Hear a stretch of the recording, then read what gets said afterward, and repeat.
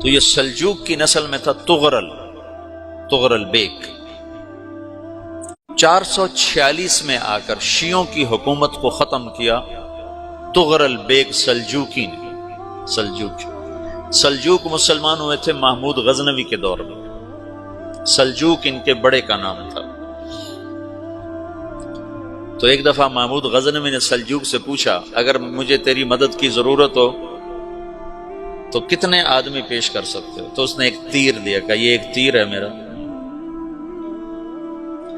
کسی کو یہ تیر بھیج کر میرے علاقے میں بھیج دو تو چند گھنٹوں میں 1,00,000 تلواریں تیرا پیرا دینے کے لیے تیار ہوں، میرے پاس اتنی طاقت ہے۔ تو یہ سلجوق کی نسل میں تھا تغرل بیگ۔ اللہ تعالیٰ نے جب عرب زوال کا شکار ہو گئے اور ضعف کا شکار ہو گئے، جیسے بڑھاپے کا کوئی علاج نہیں، جب قوموں پہ زوال آتا ہے تو اس کا بھی کوئی علاج نہیں، پھر اور قوم کو جگہ ملتی ہے۔ جیسے بڑھاپا ایک فرد پہ آتا ہے، ایسے بڑھاپا قوم پہ آتا ہے۔ قوم کا بڑھاپا جوانی میں نہیں لوٹ سکتا، جیسے فرد کا بڑھاپا جوانی کی طرف نہیں لوٹ سکتا، قوم کا بڑھاپا جوانی کی طرف نہیں لوٹ سکتا، کوئی علاج نہیں، نئی نسل کا آنا ہی علاج ہے۔ تو عرب دھل چکے تھے، 600 سال بہت ہوتے ہیں حکومت کو، اپنی صفات گم کر چکے تھے، اب نئے خون کی ضرورت تھی۔ تغرل بیگ پہلا شخص تھا جس نے آ کر اہل سنت والجماعت کو استحکام بخشا، شیعوں کی حکومت کو ختم کیا، بغداد سے، شام سے، ان سارے علاقوں سے۔ صلاح الدین ایوبی نے اسماعیلی شیعہ کی حکومت کو ختم کیا، مصر۔ العاضد ان کا آخری خلیفہ تھا۔ صلاح الدین ایوبی نور الدین زنگی رحمۃ اللہ علیہ کا پروردہ تھا، اس کا دوست تھا، اس کے دوست بھی تھا، بچہ بھی تھا اس کے سامنے، زیادہ لکھنے پڑھنے کا شوق تھا۔ پھر اللہ تعالیٰ نے اس سے کام لیا اور اس کو مصر کا گورنر بنا کے بھیجا، مصر کی مدد کے لیے بھیجا۔ تو وہاں اس نے صلاح الدین ایوبی نے وہاں ختم کیا، تغرل بیگ نے یہاں ختم کیا۔ تو پھر سلجوق جو تھے نا یہ اقتدار میں آئے، ادھر ختم ہو گئی سلطنت بنو عباس کی، مصر ایک چھوٹی سی ترکوں کی سلطنت۔ تو اللہ تعالیٰ پھر مرکزیت کے لیے ایک نظام چلایا، دو لشکر آپس میں لڑ رہے ہیں ایک میدان میں، ایک جنگلی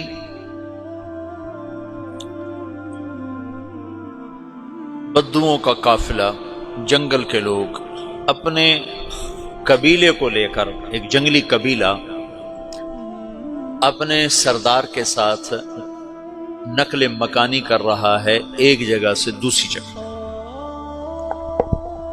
اللہ کا نظام کہ یہ لوگ چلتے چلتے چلتے اس وادی میں پہنچ گئے جہاں جنگ ہو رہی ہے، دو لشکر آپس میں لڑ رہے ہیں۔ جب یہ وہاں پہنچتے ہیں تو ایک لشکر کے قدم اکھڑ رہے ہیں اور دوسرا غالب آ رہا ہے۔ ان کو نہیں پتا شکست کھانے والے کون ہیں اور فتح پانے والے کون ہیں، ان کو نہیں پتا۔ اس جنگلی قبیلے کے سردار کا نام بھی تغرل ہے، تغرل۔ تو یہ سردار کہتا ہے جو شکست کھا رہے ہیں ان کی مدد کرو، کچھ پتہ نہیں کون ہے، کہتا جو شکست کھا رہے ہیں ان کی مدد کرو۔ تو 400 وحشی جنگلیوں نے فاتح لشکر کے پیچھے حملہ کر دیا۔ وہ تو ایک کافی ہوتا تھا، 400 دوڑ جب تلواریں پڑیں تو چند لمحوں میں نقشہ بدل گیا، بھاگنے والے جم گئے اور جمنے والے بھاگ پڑے۔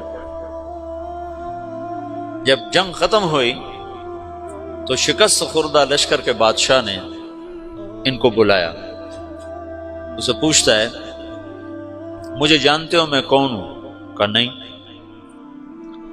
کہا تو تم نے میری مدد کیوں کی؟ کہا انسانی ہمدردی کی وجہ سے، تمہیں شکست ہو رہی تھی اس لیے تمہاری مدد کی۔ اور اس نے اپنا تعارف کرایا، میں ہوں سلیمان سلجوقی، ترکی کا بادشاہ۔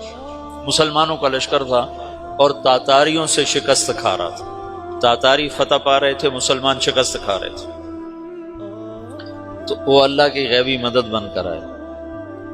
تو وہ اس سے کہتا ہے میرے ساتھ رہنا پسند کرو گے؟ تم نے میرے اوپر احسان کیا ہے، میں اس کا بدلہ دینا چاہتا ہوں، میرے ساتھ رہنا پسند کرو گے؟ کہنے کا کر لوں گا۔ تو اس نے اس کو لے کر ترکی آیا، اور استنبول اس وقت روم کی حکومت میں تھا، اسے فتح کیا اس تغرل کے آگے چوتھے پانچویں پڑپوتے محمد فاتح نے۔ تو یہ استنبول ہے، یہ ترکی ہے، بیچ میں ایک چھوٹا سمندر ہے، یہاں ایک جاگیر ہے۔ تو سلطان سلیمان کہتا ہے یہ جاگیر تجھے وقف ہے، ادھر سے رومی مجھے تنگ کرتے ہیں حملے کر کر کے، تو میرا دفاع کرتے رہنا، یہ جاگیر تیری۔ اس جاگیر پہ اس نے اپنے قافلے کو آباد کر دیا، اپنے قبیلے کو، اور ایک چھوٹی سی حکومت بنا لی، جو ایک صوبہ سمجھو، سلمان سلجوقی کا وہ ایک چھوٹا سا صوبہ ہے۔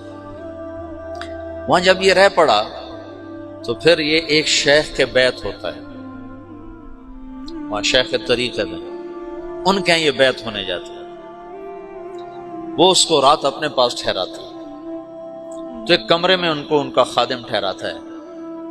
یہ جب کمرے میں جاتا ہے تو سامنے دیوار میں طاقچے پر قرآن پڑا ہوا ہے، تو یہ تغرل بیگ کہتا ہے یہ کیا ہے، یہ کیا ہے؟ تو وہ خادم کہتا ہے یہ کتاب اللہ ہے، قرآن ہے۔ اچھا، وہ اس کو وہاں چھوڑ کے باہر چلا جاتا ہے۔ وہ دیہاتی آدمی، جنگل کا رہنے والا، پہلی دفعہ زندگی میں قرآن دیکھا، وہ کہتا ہے یہ قرآن ہے، اللہ کی کتاب ہے، میں اللہ کی کتاب کے سامنے سو جاؤں، کتنی بے ادبی ہے۔ تو اس نے ایسے قرآن اٹھایا اور سر پہ رکھ لیا اور کھڑا ہو گیا، ساری رات قرآن سر پہ رکھ کے کھڑا رہا۔ رات کے پچھلے پہر اس کو خواب آیا، کھڑے کھڑے اس نے دیکھا کہ اس کی پشت سے ایک چاند نکلا اور شیخ کی بیٹی کے سینے میں جا کے اتر گیا۔ پھر اس لڑکی کے سینے سے ایک درخت نکلا جو پھیلتے پھیلتے پھیلتے 3 بر اعظم پہ چھا گیا، افریقہ پر، یورپ پر، ایشیا پر۔ پھر اس کی آنکھ کھل گئی، وہ کھڑا ہوا ہے، تو اس نے صبح یہ خواب اپنے شیخ کو سنایا، تو انہوں نے اپنی بیٹی اس کے نکاح میں دے دی۔ اس بیٹی سے ایک بچہ پیدا ہوا، تغرل بیگ نے اس کا نام رکھا عثمان، عثمانی ترک نام سنا ہوا، جو میں نے کل بتایا تھا کہ 1924 میں وہ خلافت ختم ہوئی۔ تو ایک بیٹا پیدا ہوا عثمان۔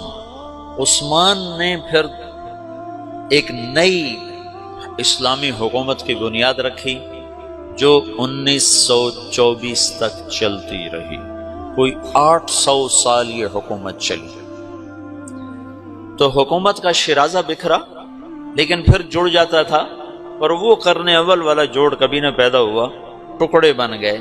ان ٹکڑوں میں اللہ لوگ پیدا کرتا رہا جو دعوت دیتے رہے، دعوت زندہ رہی۔